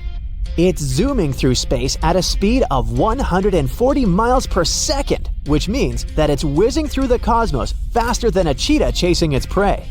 It takes us 230 million years for the solar system to complete a full orbit around the Milky Way. It's a good thing it isn't getting a speeding ticket, because that would be one astronomical fine. Eh? Without the sun, planets would be pretty chilly. We're talking about temperatures as low as -455 degrees Fahrenheit. Brr. But with the sun around, the planets get to enjoy much more livable temperatures. Of course, not all planets are created equal. Mercury, for example, is the closest to the sun. Venus, on the other hand, is farther away, but somehow manages to be even hotter than Mercury. The distance from the sun isn't the only factor that affects a planet's temperature. Other things like the planet's size and reflectivity also come into play. So Mercury being the hottest planet in our solar system is a false proposition. No, just because it's the closest one to the sun doesn't mean it's the hottest. Even though we've been deceived in some ways, that doesn't make space any less amazing. It's still a vast, beautiful, and utterly fascinating part of our universe. And there's still so much we have yet to discover. Who knows, maybe one day we'll really discover little green people out there. Or maybe we'll find out something even more incredible. Until then, we'll just have to keep dreaming and exploring. There, you got 14 things on our list. Do you have any other space myths to debunk?